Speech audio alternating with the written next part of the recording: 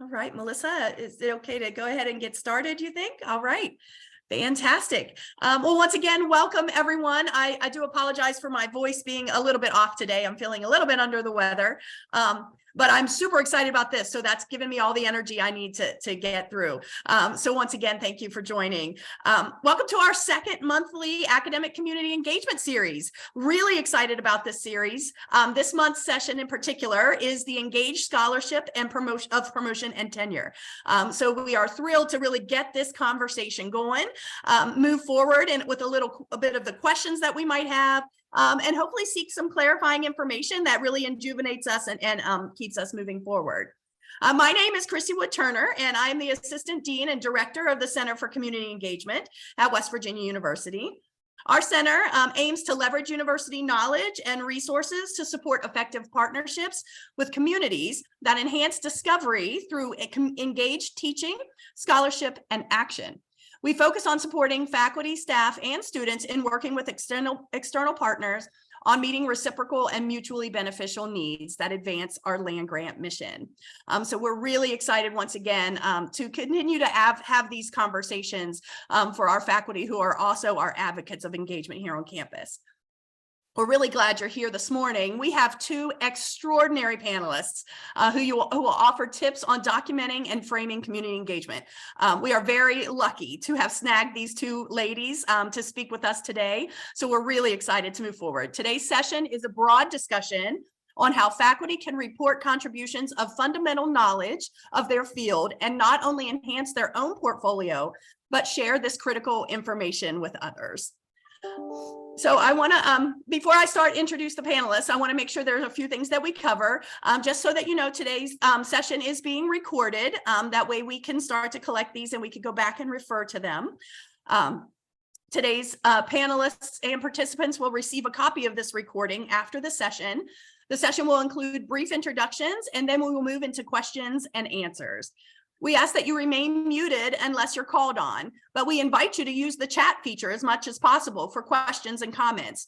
We do have some of our co-workers here and other staff that are monitoring that chat. So if you have a question, we will make sure that we get that written down. And if for some reason that is not brought up in today's discussion, we will ask our panelists maybe to respond to those via email and get that information back to you.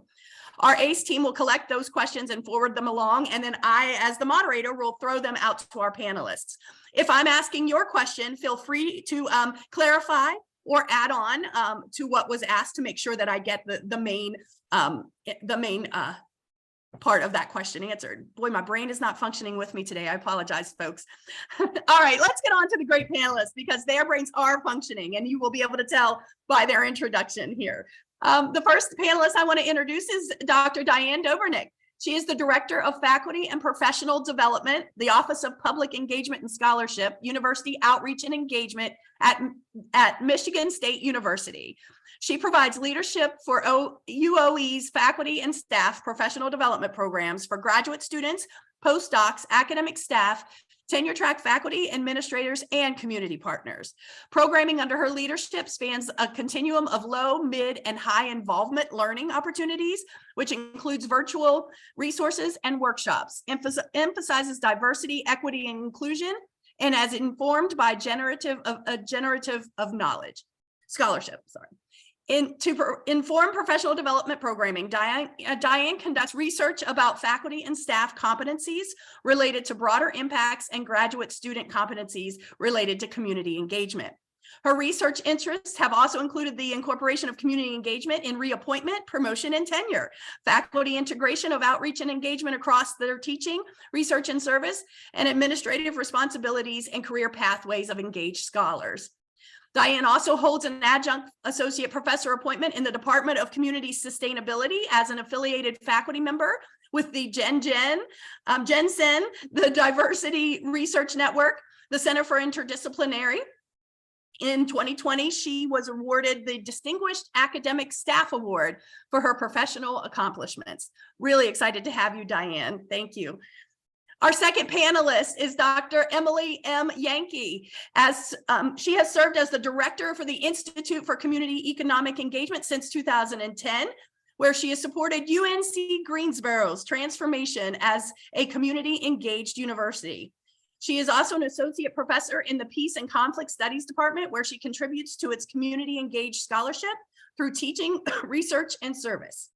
As a scholar administrator, Emily has advanced practice and scholarship in the areas of interdisciplinary and transdisciplinary scholarship with diverse and inclusive teams, the equitable treatment of community engaged scholarship in workload, hiring, and promotion and tenure policies and practices, strategic efforts to track and monitor the community engagement and public service within and across the institutions, pluralistic and open scholarly communications, resident level community boards to support respectful institutional engagement, and the use of restorative practices in interpersonal, intergroup, and organizational cultures.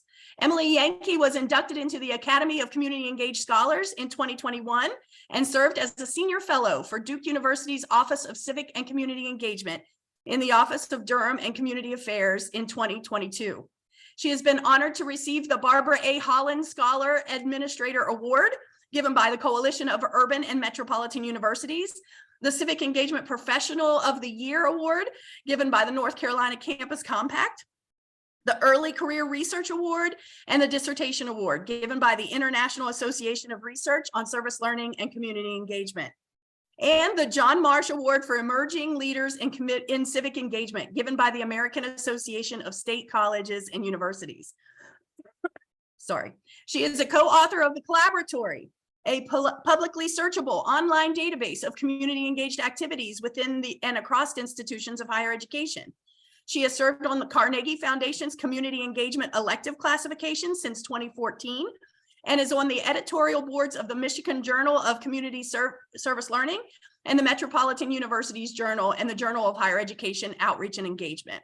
She enjoys collaborating with various scholars and inclusivity defined to reimagine the future of community engagement in higher education so that it is more inclusive, impactful, restorative, and just. As you can tell, these ladies are phenomenal and have a lot of work in the field. So I'm super excited to get started. We're very grateful to have these leaders with us today. Again, we're going to begin with brief introductions by the panelists on the work that they find relevant for you to know today. And then we will open the floor for discussion. Dr. Doberneck, if you would like to start, we appreciate it. Thank you for that really kind introduction. I always feel a little like, wow, all those words. It is a pleasure for me to be with all of you today. I use she, her, hers pronouns, and it is really comfortable for me to, if you refer to me as Diane versus Dr. Doberneck, that's a little more comfortable for me. In my role at Michigan State University, I have worn a number of hats that really inform some of the things I'm going to share with you today. I want to make sure that I'm transparent and clear about that. When I first started at Michigan State University, I worked in an undergraduate teaching and learning program where I did a lot of service learning work and worked on the scholarship behind service learning, as well as international service learning work through a study abroad program. So one of my previous hats was the teaching and learning engagement hat. I transitioned then into a different position where I'm doing a lot more mentoring and coaching of graduate students around community engaged research, and a lot more recently about what is teaching and learning, but more like informal science education and engagement learning. And then somewhere along the line, I was tasked with this promotion and tenure study at Michigan State University. And so I was new into the position, and like many of you maybe have inherited a project from someone else, I inherited a project where we had the data, but we didn't necessarily have a robust set of research questions. And so in mucking around in that data, we found the research questions and did that work. And so that project was taking a look at faculty members' reappointment, promotion, and tenure forms and the documentation they put together for their promotion tenure packages. In the 5 years after our institution changed its policy to be more encouraging of reappointment, promotion, and tenure, and community engagement in that, right? So we changed the policy. What happened was the question. And so I had the distinct pleasure some days of reading 224 promotion and tenure forms from our faculty from across the entire university to take a look at what they reported as outreach, what they reported as engagement, where it showed up in our form. Was it a lot? Was it a little? Was it the whole part of their story? Was it a little bit of the part of their story? And to really kind of take a deep dive into how do faculty talk about community engagement as part of their work. So that was really fun and exciting because, as some of you may know, we don't have a standard language. Everybody uses different terminology. Different departments, different colleges have different favorite terms for the work they do in the public. Even the word community wasn't actually really searchable. Our plant biologists use plant communities as part of how they talk about their work, and that isn't really what community engaged scholars mean when we talk about community engagement. So it was a lot of actually hand coding everything, which was exciting. So we learned some things that I think are useful for other people to think about and contemplate. Some of those things were, there was way more outreach and engagement being reported on the forms than we had expected. 90% of our faculty and staff, our faculty who went through RPT in that 5-year period, had at least one instance where they were really robustly talking about their community engagement work and how their work is made helpful and useful for solving public problems. So we thought it'd be a lot lower. So one of the things I think that is kind of a myth is that no one talks about this in RPT. And at least on our campus, people are putting it in their materials. They just might not be telling their colleagues that they're putting it in their materials, right? Like it's there. So that was one thing. There are really vast disciplinary differences in what the work looks like and how the work is talked about. So, for example, some of our folks in social sciences talked a lot about community-based participatory research approaches, and they linked their engagement to some research questions. We have others in colleges, like more of our STEM fields, that talked a lot more about it in their teaching and learning, that this was part of what they did with science camps. This is part of what they did with pre-college programs and bringing the pipeline of new scholars into STEM fields. And it showed up in a different part of the promotion and tenure forms, and it showed up in a different part of the discussion. And so we were happy to see that because it meant our policy was broad enough that the way it makes sense to you, you felt encouraged to put it in the spots that made sense. So there was no emphasis at all on a one-size-fits-all policy. And we could see that our faculty were embracing, this is how it makes sense in my field. Let me use that language. Let me use those examples. So that was exciting. It was helpful also to see linkages, and this would be a specific 2 pieces of advice I would share with folks.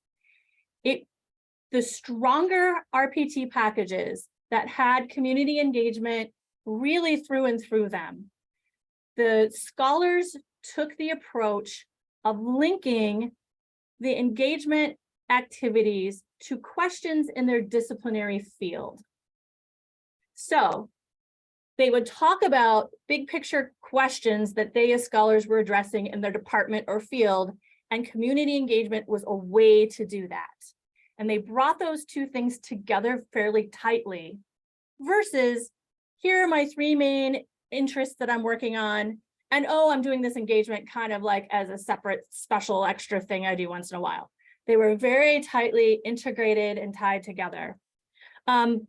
And so I think that's a super important kind of thing.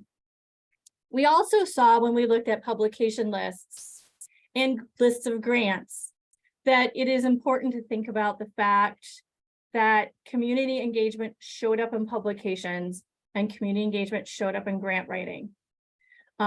Again, different journals had community engagement in them. Sometimes they were in disciplinary journals.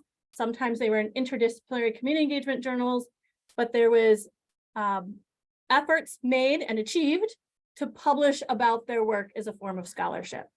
And I can talk more about that in questions and answers if people would like that. And it showed up in grant writing in that's an important thing at our institution at this point in time. I will say that our faculty took 2 different tracks and how they did it. And I think the decision-making behind which track and how they approach the writing of their materials was probably a combination of personal preferences and mentoring in the departments and colleges. I don't think one track is better than the other. I think depending on your institutional context and your personal feelings about the world, you might feel more comfortable with one track or the other. So track A was having outreach and engagement show up in one part of your promotion tenure materials. It showed up in research, it showed up in teaching, it showed up in service category, and everything else was what you might consider traditional scholarship.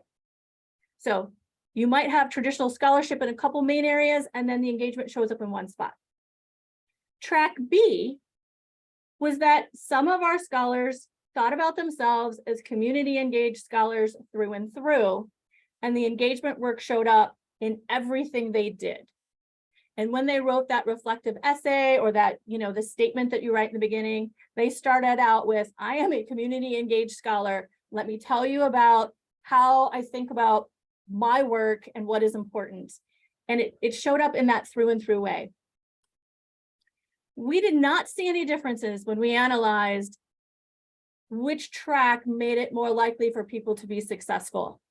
Both ways were a successful pathways within our institution.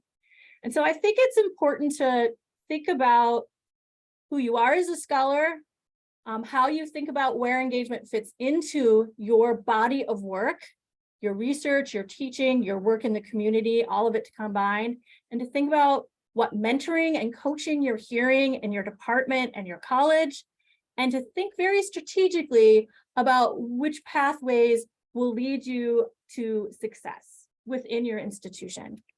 And I think that will lead me to my last point, because I know Emily has a million great things and you all have questions. When I talk to my graduate students about being a community engaged scholar and practitioner, I talk about the importance of sharing their work with academic audiences, which they're getting coached very heavily to do in their graduate programs, but their responsibility to share their work with public audiences and practitioner audiences, to give their work back to community members.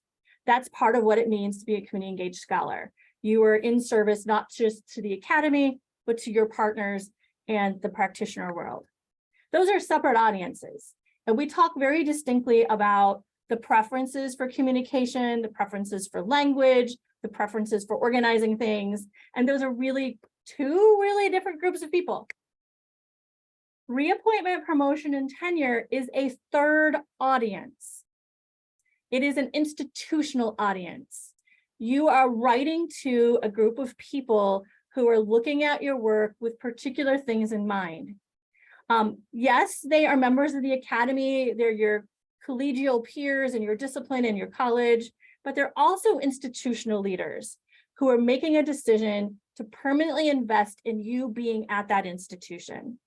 And so thinking strategically about how you would think strategically about writing for an academic audience, you would think strategically about writing for a public audience. You should also think strategically about writing for your institutional audience. It's a third audience. The extent to which you can link the wonderful work you're doing in communities to priorities in your department, to your college, to your university as a whole, and to say you are, your work is helping achieve goals that are part of the institution's goals that will help that institutional audience see how you fit there and see why you should stay there.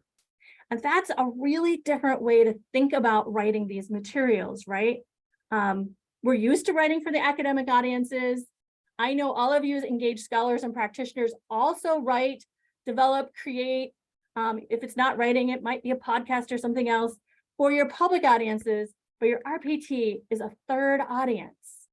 And it's important to think through what is going to count and matter for that audience. Okay, that was lots of things. I think what I'd like to do is kind of turn it over to Emily and then give us some time for all talk together. Thank you for listening. Thanks so much, Diane. Thanks, Diane. And thanks, Kristi, for inviting me. It's awesome to be here today. I'm Emily Janke. I like to be called Emily, also just my first name. That's more comfortable for me. And so I'm at the University of North Carolina in Greensboro, and I've been here since 2008. And when I came, I'm originally from outside Cleveland, Ohio. My brother is a WVU graduate, so I'm familiar with it. I came from Penn State, so another big kind of land grant. And so I study, I'm a higher ed scholar. I'm a professor in peace and conflict studies now, which has been a really awesome, wild ride. And so it's a very engaged department. And so I came in 2008 as an administrator and focused on service learning and helping to integrate this into the curriculum. I got into higher ed thinking, getting into, I was interested in community university partnerships and how to make them successful. Thinking, I'm really curious about the question of why do people work together who don't have to? And so develop ideas around partnership identity for my dissertation. And so when I came to UNCG, I'd also taken courses in the College of the Business School as my cognate area. It was a requirement at Penn State as part of the degree program. And I studied organizational management because I was curious about how do you get institutions, people working in institutions to work together, and also this issue around boundary spanning. So I come at this as a scholar administrator. In 2012, I became a faculty member, a tenured faculty member in the School of Health and Human Sciences. And so that has been helpful. And I also, after about 18 months of being a special assistant for community engagement to the office, in the Office of Research and Economic Development, became the director of the Institute for Community and Economic Engagement.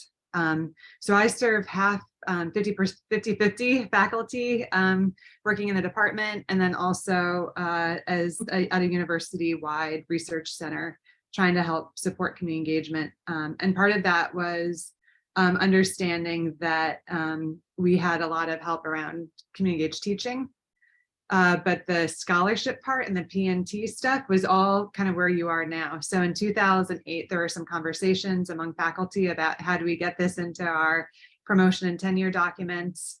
There were a number of folks who were really important in that. And so I won't spend too much time here, but having faculty champions in the faculty senate, and then also located throughout the institution and coming together in an ad hoc committee to look at what needs to be done to revise promotion and tenure documents. And so in 2010, it was voted on and approved. And so what that looked like at our university was that we approved it at the university level. And so when we did that, it was integrated into teaching, research, and service bucket. So it's not a separate one. It's actually it asks for examples and actually provides a list of activities that could exemplify what this would look like. When that happened in 2010, it was very exciting, but a lot of people still didn't know what community engagement was. And interestingly, at the one of the faculty meetings, somebody asked, okay, so do we define community engagement in our PNT policy? And so there's some discussion back and forth. And again, there's even the word, what words do we use? We decided to use community engagement because we had just been classified by the Carnegie Foundation as a community engaged institution. It felt like a standard we wanted to follow. And then we also, the provost said, we don't define basic research, applied research, translational research, transdisciplinary research. I don't know that we need to actually define it here in this document. That might not be the place to do it.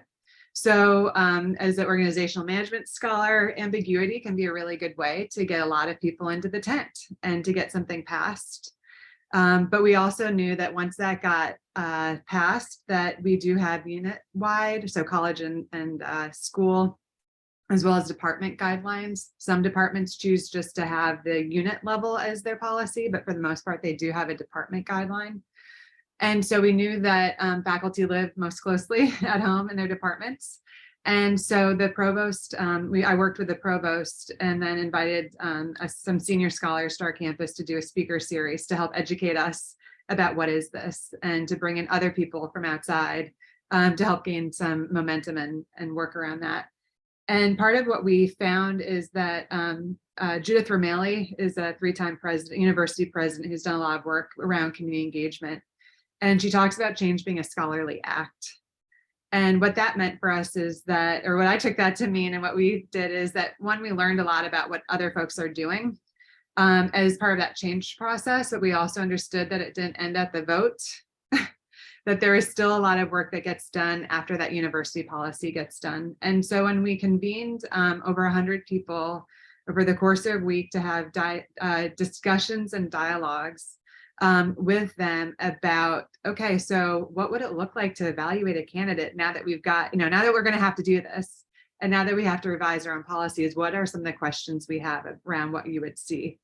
And interestingly, Barbara Holland was the person who came as a senior scholar. And one of the things she talked about is how has the university changed since you got here? And that was a really helpful prompt and space to be in as people were talking about changes at the university, because what it elicited was a lot of fear about different things that community engagement sometimes became the symbol for, or the moment.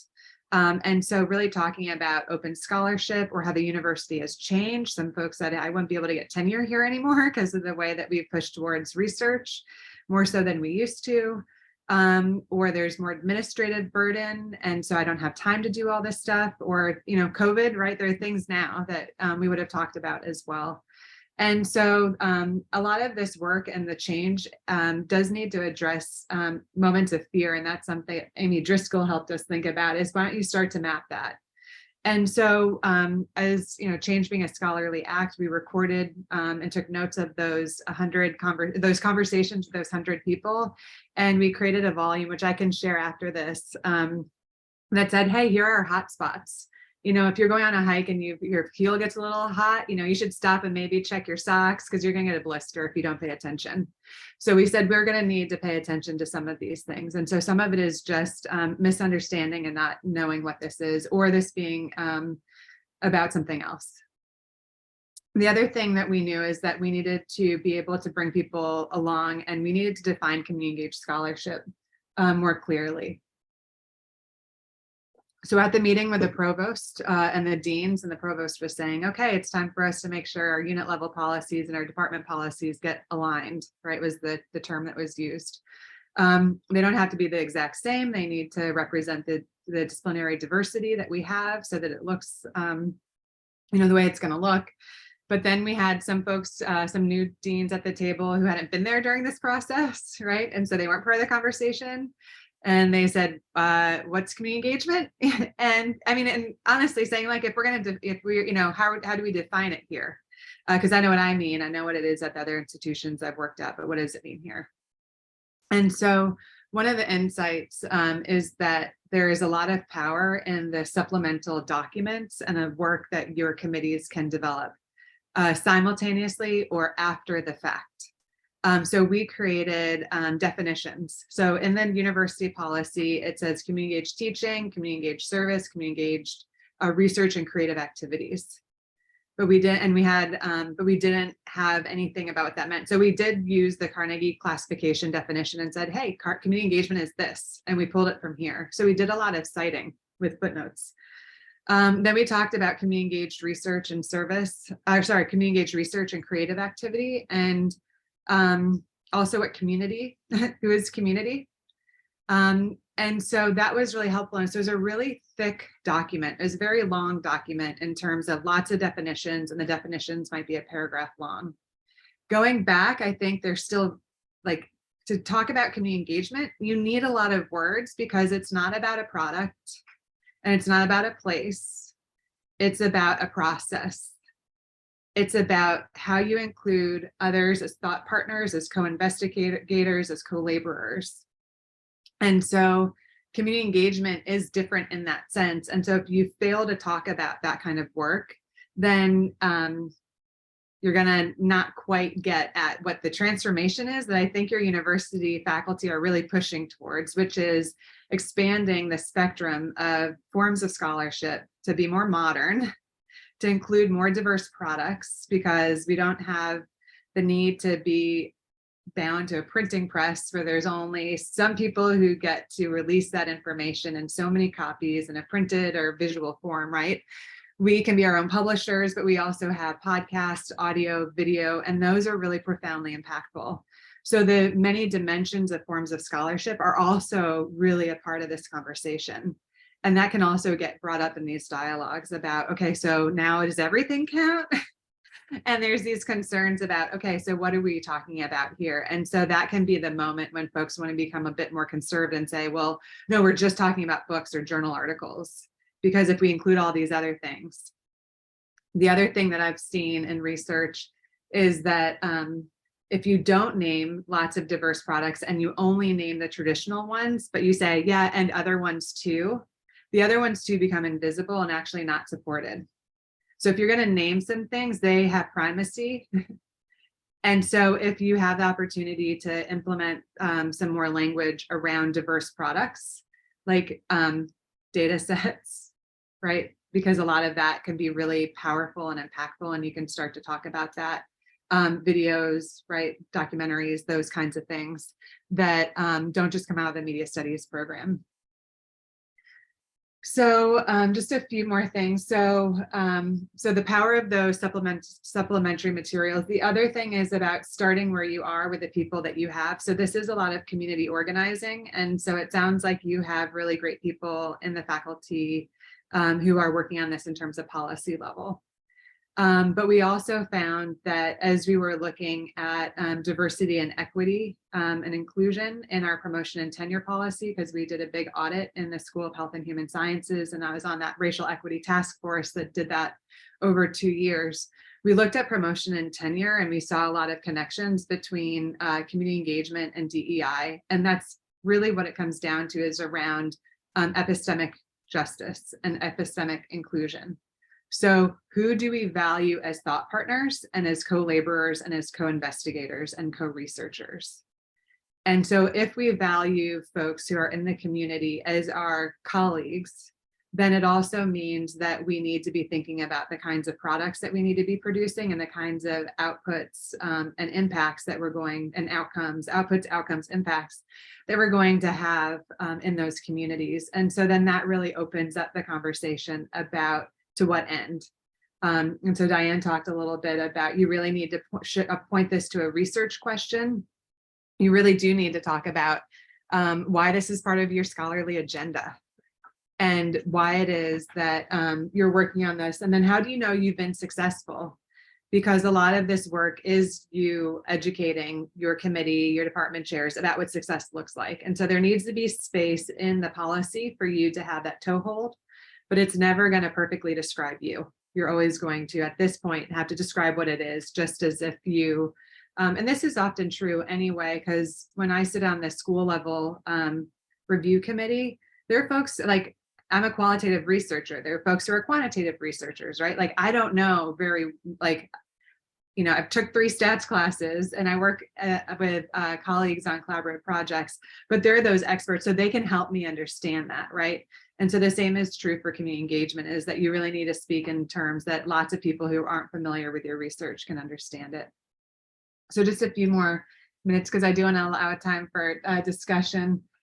So one of the things that we did this past year is I, with some other colleagues, and examined our university department and unit policies. So there's 67 policies that we looked at. So whereas Diane looked at the faculty dossiers, which I love, we looked at the policy itself.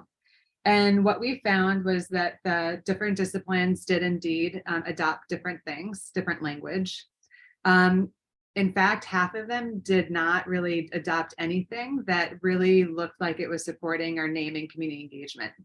So there needs to be a catch mechanism for a review of when you go from school to department of, okay, so if you say it aligned, maybe it's just a few sentences of, like you do with a scholarly article when you ever revise and resubmit, how did you make the change? What changes did you make, right? And help you understand community engaged scholar. I mean, just that one like form, like a question on a survey would be super helpful.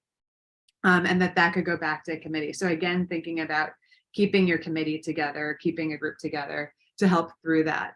The other thing that we found is that they did use the supplemental documents. So community engagement in our university policy really talks about products, because at that time they were really focused on like, okay, so what are examples, right? And it's like, well, a working paper, a policy analysis, like all of these things, like they came up with these lists that you can go ahead and look at, but they're not helpful, because if community engagement is about relational processes and epistemic inclusion, I can do all that stuff from my office by myself and create a white paper and a policy and these kinds of things. So there's actually some background and narrative. So it's not that it's unimportant that you have those that kind of scholarship there, but it needs to be followed up. And what we found is that the departments, many of them were engaged scholars who were helping to craft those revisions.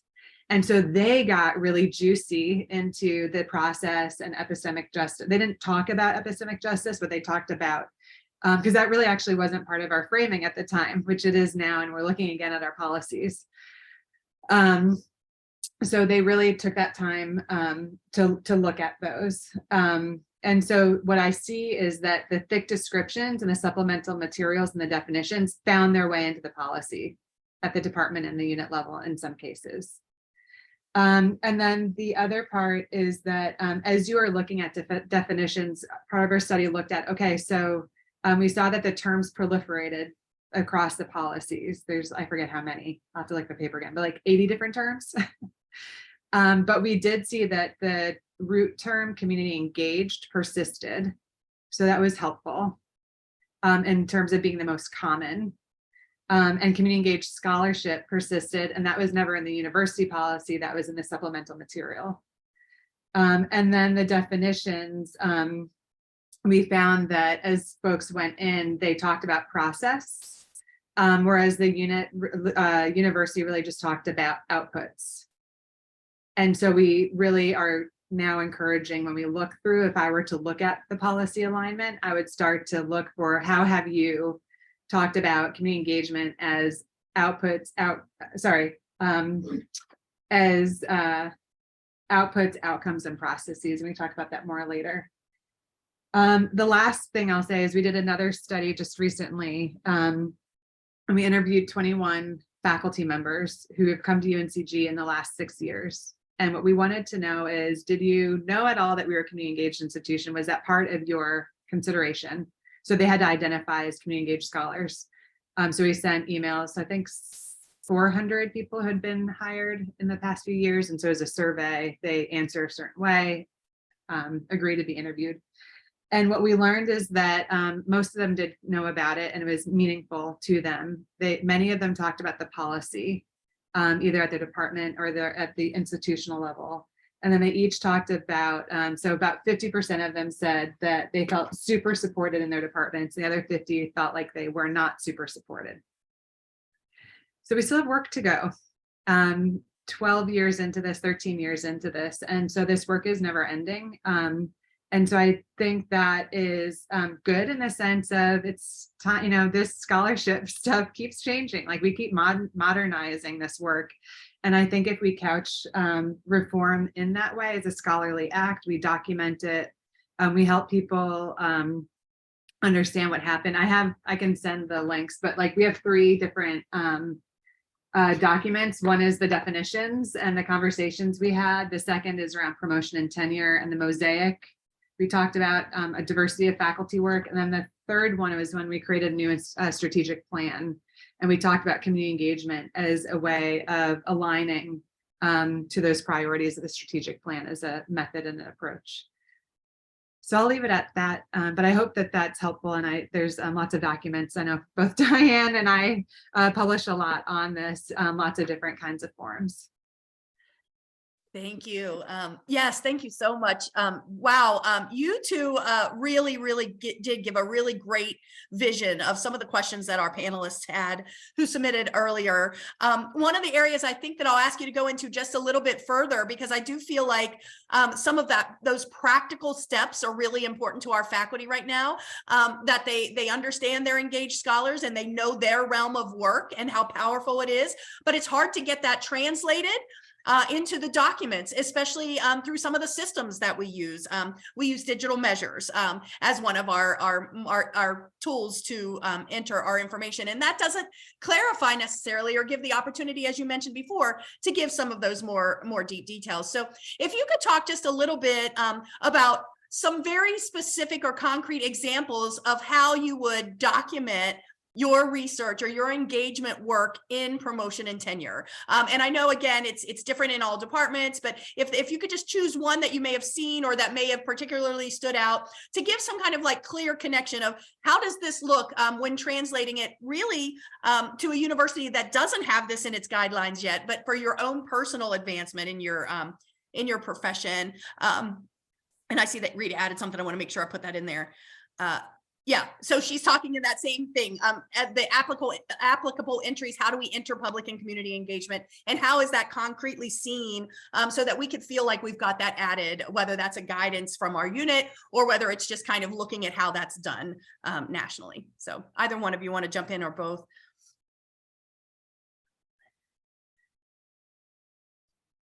I can. Yeah, I was just gonna say, Emily, do you want to maybe speak to that? My institution uses digital measures like in only 2 colleges. We're not, super focused on that. But I do have some thoughts, but maybe Emily first.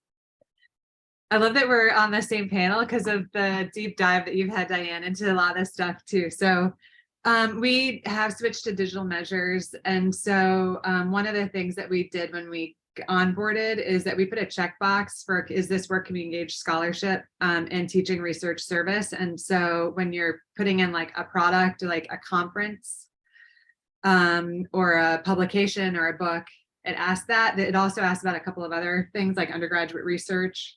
So that is what I call like the breadcrumb trail to be able to follow up later on. And so I can run a report every summer and look at what it is that people said is connected to community engagement. And I do so I can find the people. Because as Diane said, there are a lot of people doing awesome work who don't identify as community engaged scholars. And I still have that a lot. So when we have meetings, I'll meet new folks and they'll say, I don't know if I'm a community engaged scholar. And I'll say, well, tell me what you're doing. Right. And the story is like they have a relationship and a project line or a thread that's pretty engaged, but they also have work that's like very basic or applied research. And so they have this sense of like, oh, if I'm going to put myself as like an engaged scholar, then I have to like live, breathe all things. And I'm like, no. That like, I also would do basic research or theoretical research. Like that's fun. And this other stuff is really hard, and it's really hard to earn these partnerships, trust, and to be able to do this work, it takes quite a long time. So it's good to have other lines of research. So in our one of the things is that we do have that in digital measure. So that helps a little bit also symbolically say we value community engagement, and it is connected to like scholarly products. We also looked at our the types of entries that you can put in there to make sure that they were diverse. So it's not just journal articles, and you can modify what's there. So is that inclusive of lots of other forms of diverse and modern scholarship products and artifacts? So that's another way to look to see if that's a barrier, just the drop-down menu, as well as like having something like that box, adding that in was something that we could do quite easily. It's not enough, but it was helpful. What we find is that digital measures and faculty success, I think, is the module or whatever you use. It is again helpful in terms of the products, but it won't tell you anything about the output, or sorry, the process or the impact really. So it is just sort of a link. So when we do faculty annual reports or reviews, there's also a narrative section in there, so you can write in so they like you do a report, you can write in exactly how you're community engaged, like how you're a community engaged scholar, and how these artifacts that you have documented in digital measures helps to advance your scholarly agenda as a community engaged scholar. So I think that's one of the things that we have done on what I've seen happen on our campus is that the reports, when we share them, you do need that narrative, but I feel like that's true anyway. But those are a few of my thoughts.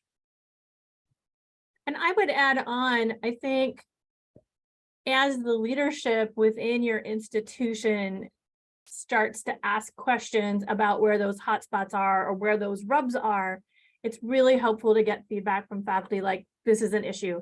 So if digital measures on the behind the scenes part hasn't been modified, because you do have, your institution buys a basic package, but then your institution has choices about like the special add-ons. Think about your basic car and then the special things you get because you want heated seats, for example. If you haven't taken the time to, as an institution, to make sure those add-ons are embedded in the digital measures, this is a great opportunity to do that as you're looking at your policy and thinking about, okay, we use digital measures, how can we put those modifications in so our faculty have choices that better match what we're asking them to do? And I don't know that everybody thinks through the modifications on the back end as being a super important thing to do, but it is. Our institution has also thought about modifications in some other places. All of our community engaged researchers who do IRB approved research have to go through our IRB. And so we've added a spot, we're in the midst of adding a spot where they can check box, this is a community engaged research project, so that as they talk about that in multiple spaces within our institution, they can identify as community engaged. And we're in a series of conversations with our IRB to help smooth that process, to help the IRB reviewers and staff understand what our community engaged researchers are, again, that hot spot that Emily talked about, or that rub, and how we might help from my office to create some educational materials, both for researchers to understand what IRB needs and for the IRB to understand what our researchers need, because we noticed that was a rub. And if you're having trouble getting your research approved, then you're also going to have trouble talking about it and getting it, implemented and down the line for the RPT conversation, right? That's kind of at the back end of, if your front end's not working, we need to align that too.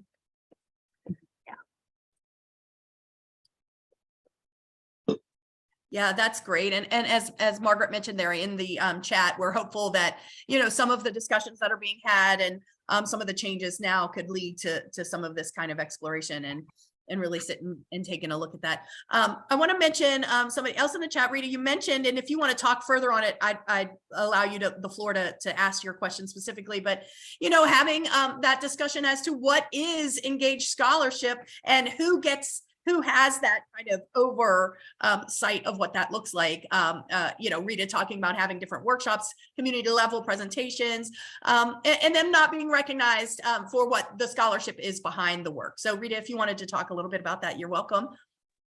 Sure. My dean is first of all, I want to give her praise. She's very receptive to this, and she's, charged our faculty evaluation committee with starting to change our college's tenure and promotion documents to reflect community engaged scholarship and to better align with what's going on at the university level, even though that's not officially passed yet. So, I've been doing community engaged scholarship for a while and all of these community projects.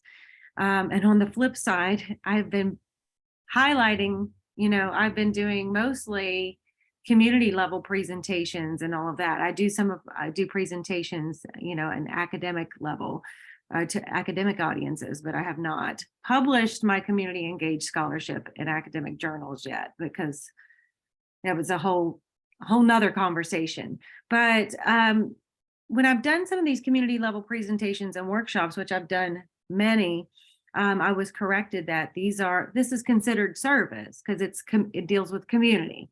And so that's some of the language we'll want to change. And I think I was just typing a response to Emily. I think getting some of that changed in digital measures just would make it more kind of legitimate, that's the box that needs checked. Because currently I believe in our digital measures under service, there's like the only type of public engagement type of selection where you can do entries. So perhaps I think part of my role is educating our faculty and the faculty evaluation committee, the distinctions between community engaged teaching, community engaged research, and community engaged service. So people aren't trying to throw anything just where they need it, right? And then also maybe having those places to put it under each respective area in digital measures. Because we have some people in our college who are doing community engaged teaching, and it's straight up community engaged teaching, and it's straight up community engaged service. In my experience, in the past, it's just been, hey, you do service learning, that falls under teaching, and part of it falls under service. Or if you give a community workshop, it falls under service, but none of it fell under research. So that's going to be, my part in it, because I'm a research faculty, right? And I care about that, but there's also other people in our college and across the university who are doing this type of work who don't quite understand how to make that case for it, because there's not a spot for it. So I think this is really helpful. And any advice, I see a resource that Diane posted, so. Every summer MSU hosts a week-long summer intensive on community engaged scholarship, and I have a panel of recently tenured community engaged scholars give advice. And I learned so much during those panels. I change the people up every couple years, and it's actually pretty fantastic to kind of say, hey, those of you who've just gotten through, like, how'd you do it? Like what were your tips and tricks? And one of the tips and tricks I heard a couple years ago seems really simple, but I totally get how it's super effective. It was a faculty member in Human Development and Family Studies, community engaged researcher, which is part of why I'm bringing it up, Rita, for you, said, in every conversation I have, I talk about my community engaged research. If it's my annual review with my department chair, I talk about it. If it's at the elevator, I talk about it. If it's in a photocopy room, I talk about it. If it's in that parking garage, walking to campus with somebody, I talk about the power of collaborating with communities to address research problems. I talk about how it makes my research more relevant, more rigorous, and has a deeper reach with its impact. And the person said, I just talk to everybody all of the time. And so then what happens is when I go up for departmental review, everybody's already knows the fact that I'm a community engaged researcher, and it's not a surprise. And I'm not having the first RPT review carry all of the weight of explaining my scholarship at that moment, because I've been explaining it all along the way. And I thought, well, gee, that seems kind of hard. You have to think about every conversation you have, you're going to weave it in. And then I thought about it again, and I'm like, I talk about my community engaged scholarship in every conversation I have because it's exciting and I love what I'm doing. And maybe it's not as hard as that sounds. So the idea, though, of kind of priming the pump, having those conversations, letting people know along the way that this is who you are and what you do, and how collaborating with communities strengthens what you're doing, leads you to better questions, leads you to more interesting findings and more rigorous work, helps them not be surprised or have your materials have to make the case by themselves right then, because you've been making the case all along the way. Thought that was an interesting strategy. One of the things that we have in our university policy that sometimes gets missed is that we have a statement about what is scholarship, and we talk about that scholarship is not the same as research, and that it is inclusive of our scholarly roles of teaching, research, and service. And I think that this is a helpful statement and a helpful framing in the sense of when you have digital measures, you have these buckets, right, that we call the 3-bucket problem. And that was actually one of the things that came up in the faculty sessions as a hotspot, is that I have to talk about these separately and it doesn't make any sense. And hey, that's true also in lots of other fields, right? My PhD was in CERTL, which is the Center for Integrating Teaching and Learning, Research and Learning. And so there are people who are doing basic research and they're teaching the classroom and they're like, I'm really seeing how this is helping me spark these ideas. And that happens in spades with the community. So I think that oftentimes it is, again, in that narrative, making the case for how, as Diane was saying, how this is helping your scholarship. And if you don't have this, so the other thing is what would be lost if you didn't do that, right? So if you did not present your work to the community, you might actually lose partners. You'd actually lose the collaborators who allow you access to the space to do the work that you do. And trust is super hard to earn with anybody because they don't have really good motivations often to do this kind of, to collaborate with us, because it's often in a way in a schedule that's a little more accommodating for us than it is for them. And so if you talk about that with regards to the upkeep of those relationships as key to access, key to the being able to do this work, the other part is that when you look at impact measures, folks often want to know, tell me how I know that like you made a difference, right? And so you can start to say, 15 people showed up and they were community leaders who heard what I had to say, right? And you could write a letter, so there are these measures that as you get more sophisticated, so sitting on an HHS committee unit level review, someone was a community engaged scholar, and one of the older faculty members had been around for like 35 years said, wow, this stuff is really hard because you have to show like how you've made a difference in this professional community, as well as this other work that they've been doing. And so we want to be careful that it's not like double duty, but what he was recognizing was that, oh, like when you're trying to actually like change something, this is really hard to do. And what really struck him was the external letter from somebody in the field, in the professional field, who said, because of this person, we now do things different. And that was really exciting. And then it made sense that this person had a record of publishing, whether it was op-eds or podcasts or these presentations. So there's, I do think talking about the integrated nature of teaching, research, and service is really important. And that it's like, yep, it's messy. And we could talk all day about which bucket it goes in. But I'm going to tell you, I'm putting in scholarship and here's my reason. And there'll be other times that you'll say, yep, I did this for like, this is service, right? There'll be other things that you'll say, yep, this really isn't connected to building trust or access. This is just something that like I wanted to do. And we get that in our professional service too, right? From our disciplines. Sometimes we're asked to review something or mentor somebody. That'll happen. It doesn't all have to go into the scholarship. That's a really great point. I love what Margaret said to tie into that is that creative thinking. Oftentimes, it's hard to feel like we have that burden on us to be creative for other people to understand, but isn't that life, right? So it's important for us to speak the way that others want to hear or need to hear. So to translate what we mean to say or what we need to say into language or phrases or examples or terms that connect to something they get and understand will start to help them bridge those two things to see them alike. So I don't know, Margaret, if you wanted to speak a little bit to your comment there, and then I'll kind of open it up. I know sometimes it's hard to put a question in a chat because we sometimes have to talk through our questions. So I can open it up after that too. But Margaret, I want to give you an opportunity. You had some good success here, kind of doing that creative thing and teaching others how to see what you do. Didn't know if you wanted to speak for a minute on that or not. There's not much more to say. I mean, but honestly, it really does take some thinking.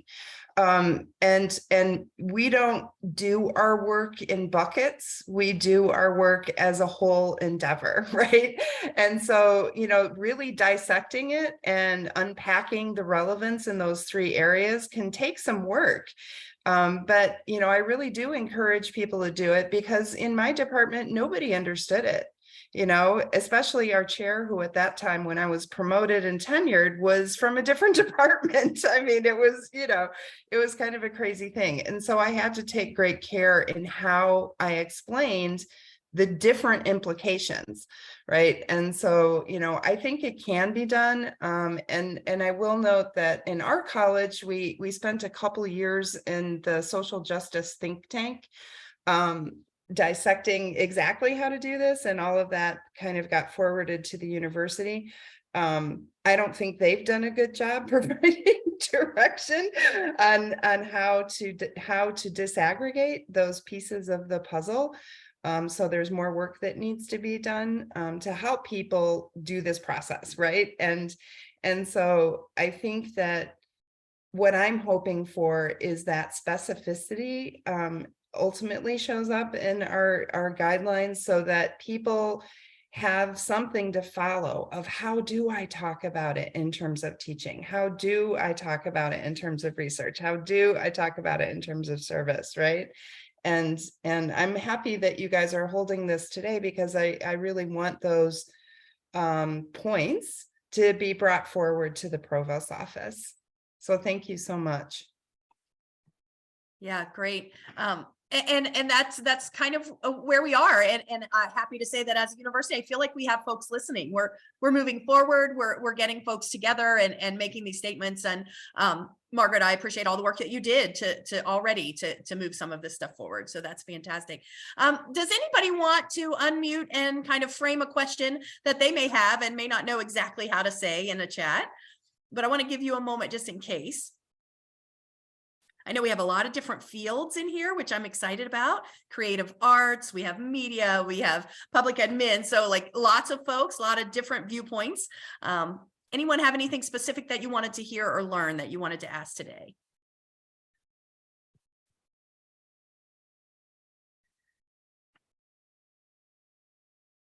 All right.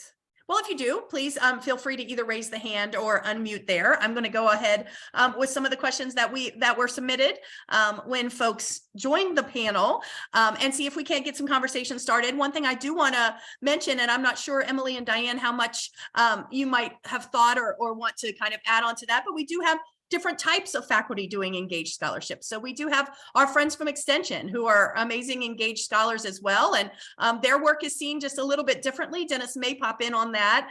We also have librarians who are doing a lot of really great work and moving forward. So how do we make sure that we're wrapping our arms around our entire university and the land grant mission, as well as the Carnegie classification, and doing justice to those things as well. So any thoughts on the different types of faculty and how we present that, whether that's just promotion as a teaching faculty or whether it is something where we're going up for tenure?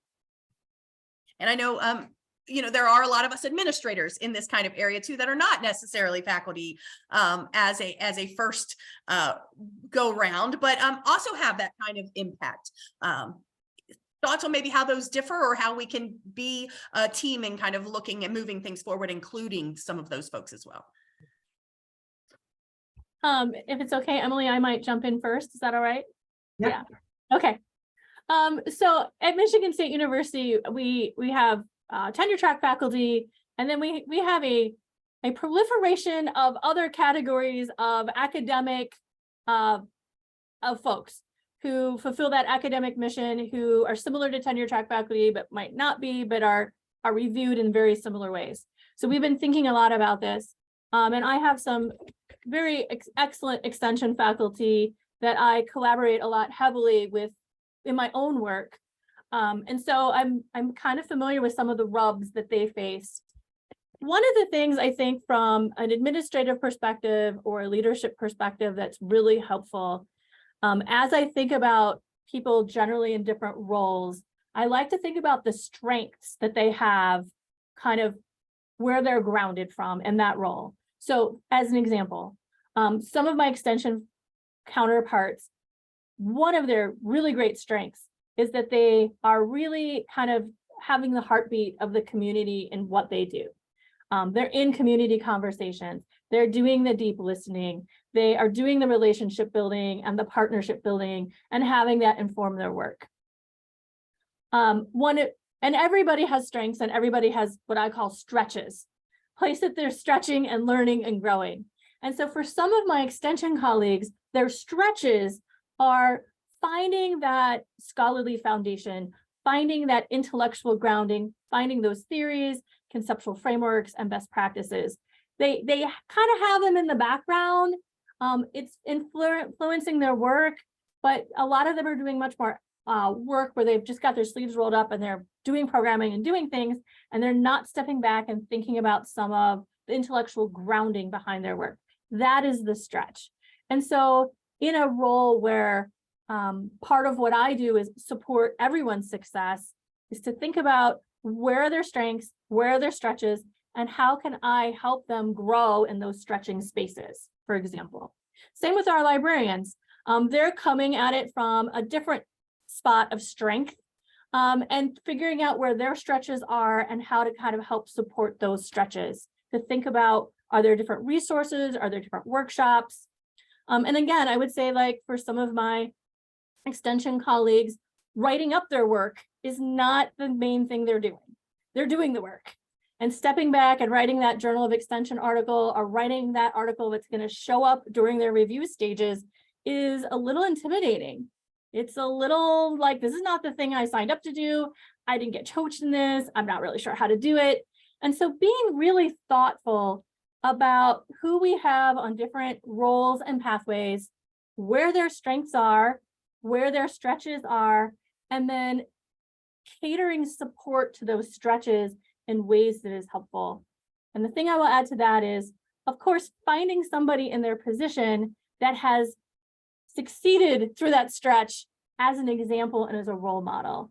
It's one thing to have, you know, a chair who's been tenured for a long time say, hey, you could write these journal articles. It's really different to have a peer say, you know, last year I struggled, but look what I just did. You can do it too. And have that peer-to-peer learning and peer-to-peer inspiration in those roles and pathways. That's one way I would think about that. Emily, what thoughts do you have? I was thinking about the different roles. And I think one is just, I started off as an administrator and I was like, great, I get to wake up every day thinking about this stuff and connecting, like I connect to the field, I can go collect all these resources. So I would say that like the role of administrative staff and scholars is that they can be like the scholars in this field who you can work with to think about. And so what I did is that literally I worked with the chair of the faculty senate when I was a 12-month staff service learning person. And so she said, I have a budget to bring in some speakers. And I was like, great, I can. And she's like, who should I bring in? I'm like, I know the best people, right? And so we brought them in and we had these really incredible conversations. We documented them, right? So people who weren't there could read through them and what they had to say. We decided, I worked with a faculty fellow and we interviewed 14 people who were community engaged scholars to find out what their experiences were around promotion and tenure. And so we interviewed them, themed them, and brought that back to the faculty senate to talk about what some of the issues are. So again, doing these self-studies. And so I could do that because I was a staff member. And I could work with faculty who are like, this is my passion. I'm a faculty champion. This is my area, but it's not all that I do, right? Like maybe they get one course release, right, to do, you know. So I would just say, like, please, please, please, you know, look to those collaborators because we can get into like whether they're faculty or not. Like we need all the people. There's enough work and enough success for everybody. Like let's bring all of the folks to the table. And then the other thing is to really, again, start where you are. So if you have folks who are, if you're excited about this and you're like, but I have no power, right? Like you really do, because where you sit at every moment is a moment to be able to say, oh, like I'm actually the person who's looking at digital measures, right? And like, we're going to revise this. There's a moment to put something in there. If there's a strategic plan for an office, there's a moment to put something in there around community engagement. If there's a quality enhancement plan or some sort of thing, there's a moment to put in community engagement there. Hiring documents, right? All these policies, all these things get picked up.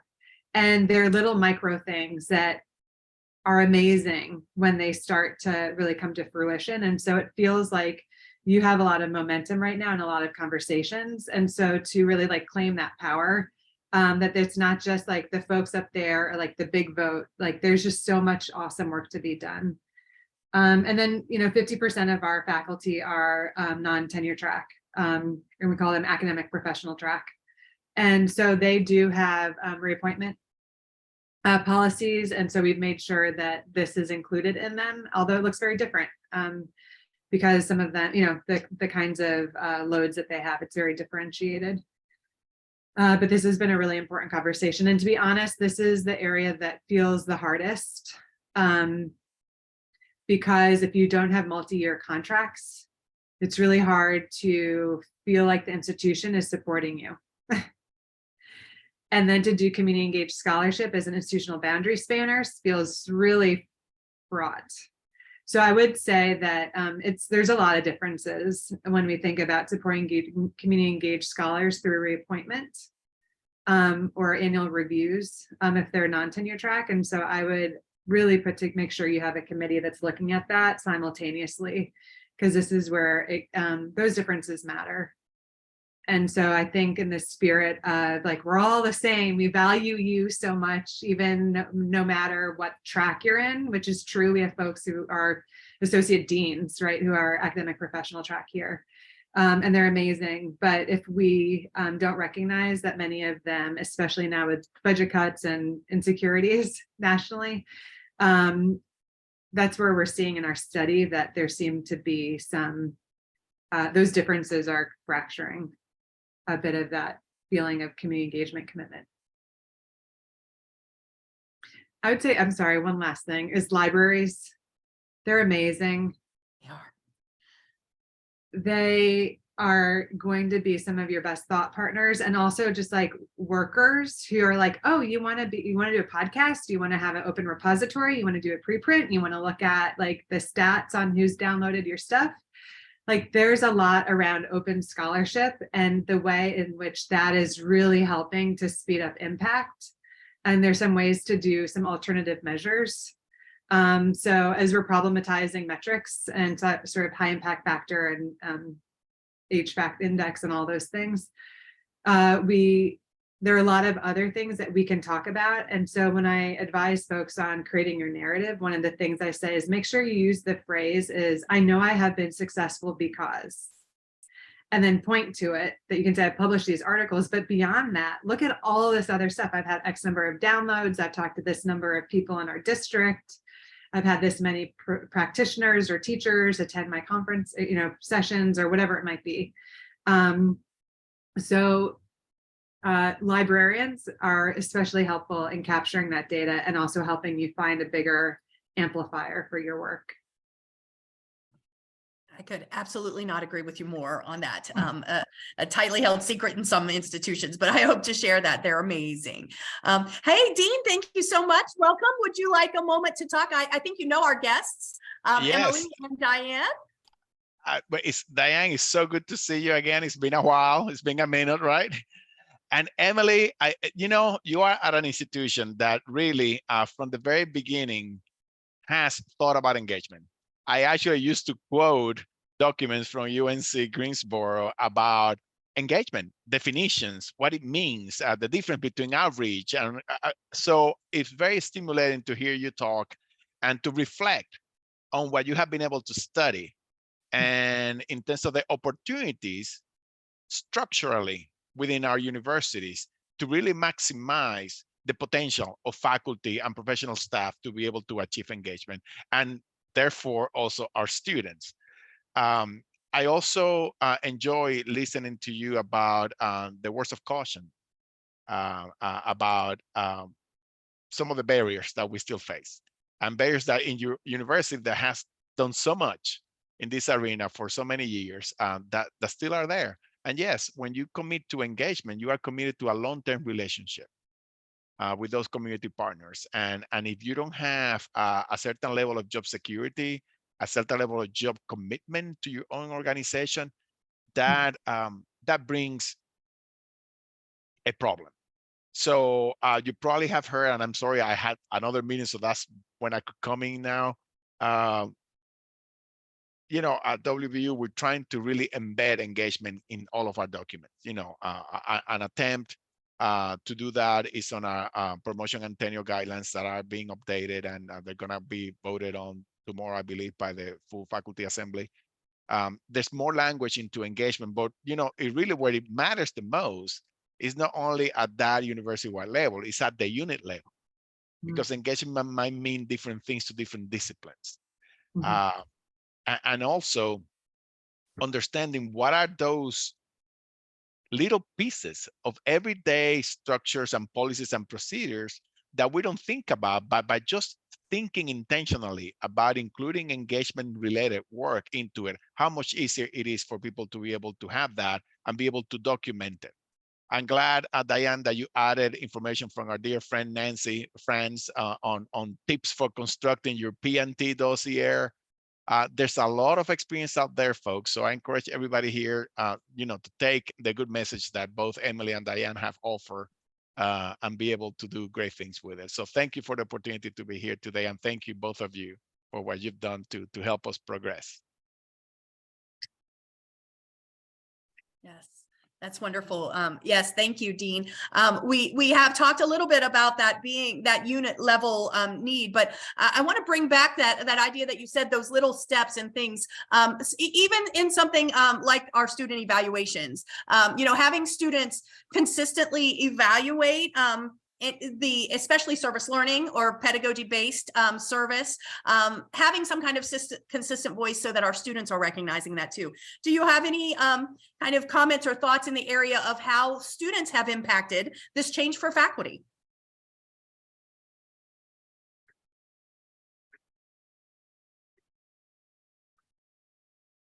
I can share a little bit about it. I think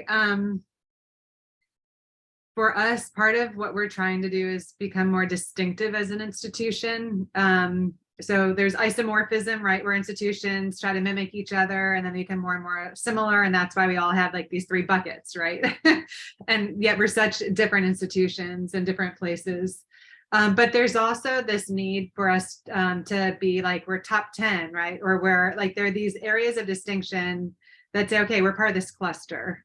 And so at UNCG, it's more about, we're in R2 and we're community engaged into R2 and we're one of 50, right? So that's an area of distinction.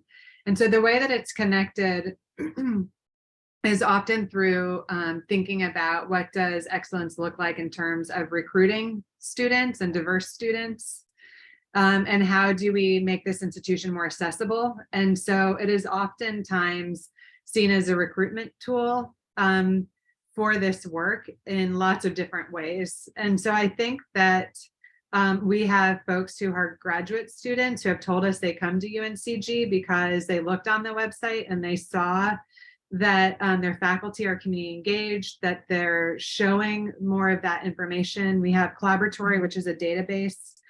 So some of them see that. And so they're able to see it like, oh, wow, this is a lot of people, not just like this one person. And there's a lot of support for this work. A lot of mentors that we could reach out to.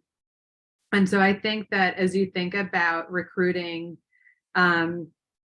graduate students and also the folks that you want to be recruiting, I think that's often a way that we think about it, because a lot of community engaged scholars come to transform the institution, not to be transformed by it.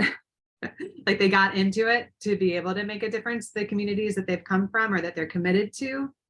And so I think that they're also, that's how I think about this kind of work. And I think that community engagement is an area of distinction and also a lot of the future for having the kinds of institutions we want to have and the students we attract. So that's how I think about it. Yeah, and I will add on, one of my many hats is coordinating a graduate certification in community engagement. It's open to students at Michigan State University. And what I am finding over time, graduate students have choices and they're choosing to come to Michigan State because it's known for community engagement.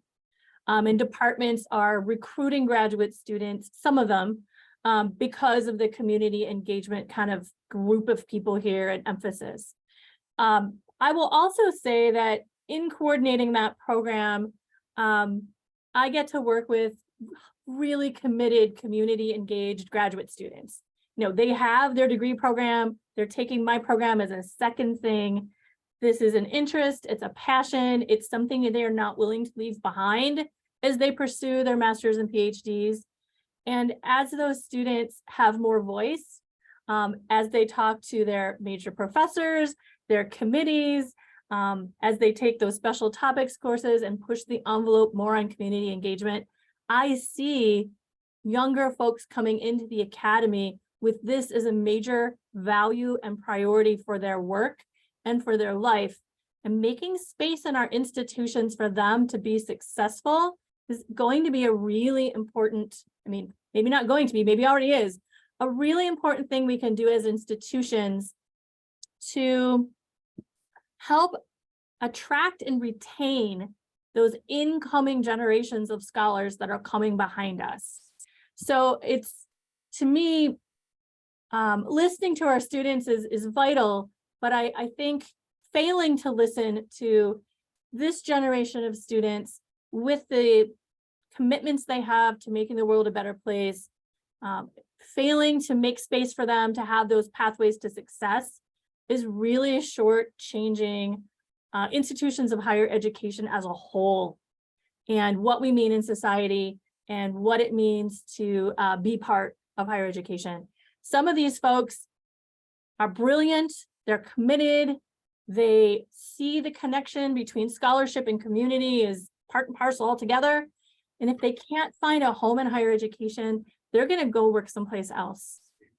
They're going to start their own nonprofit. They're going to be social entrepreneurs, and we will lose them as members of the academy and as people who will help us move forward through time. And I think that loss is pretty big if I think about it that way.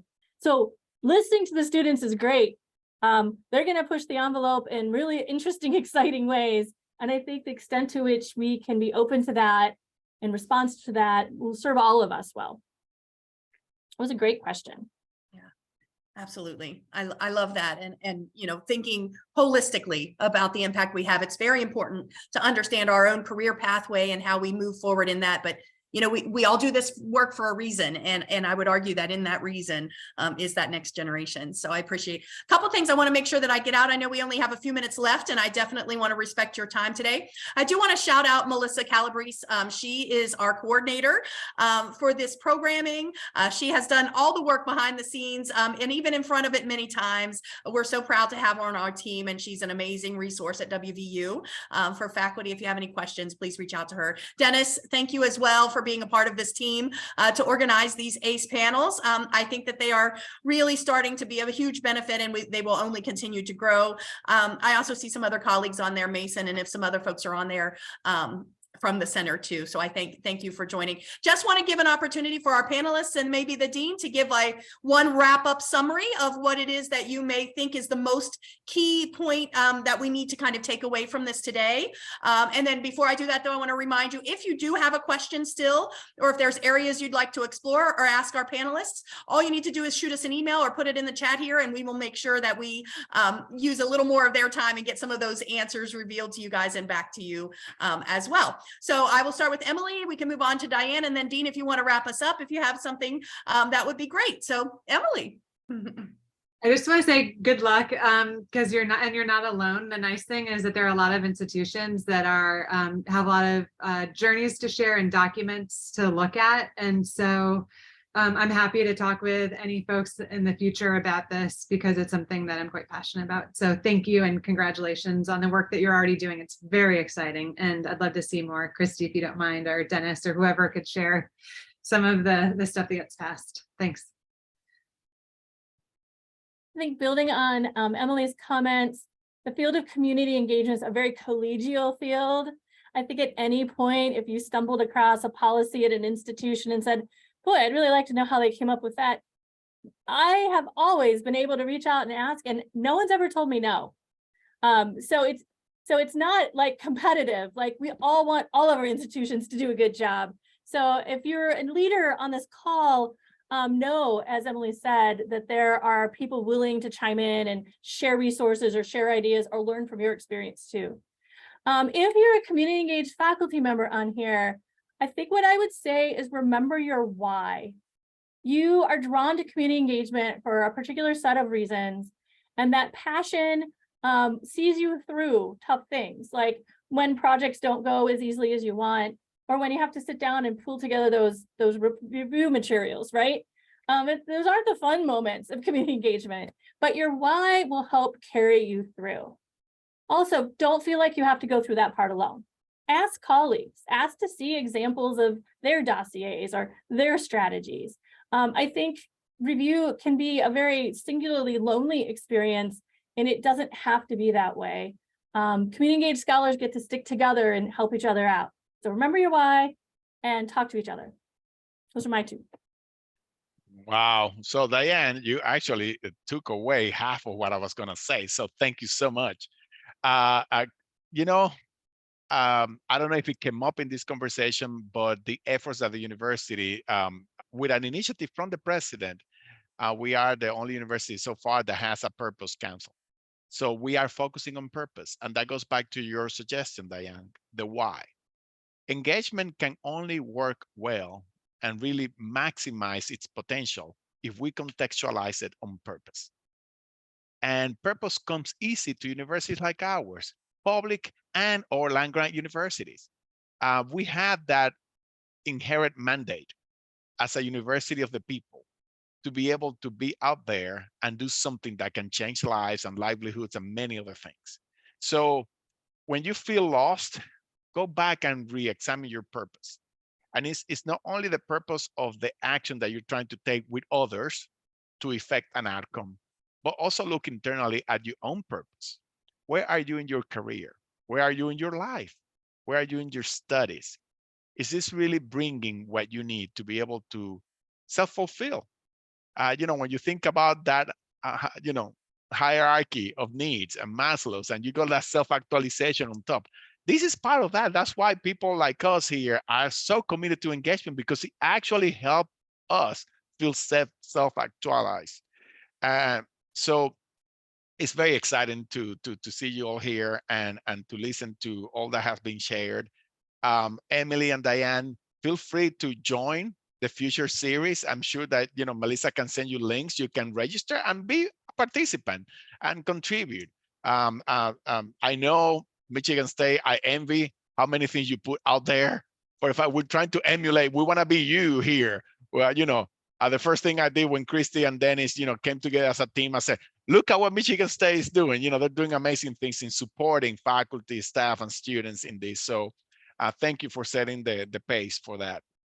And with that, I have nothing else to say but say that I am so proud of our team here in the Center for Community Engagement, and how Dennis, Kristi, Melissa, Mason, Kristi, many other people are doing to try to advance and institutionalize community engaged work at WVU. So thank you. Absolutely.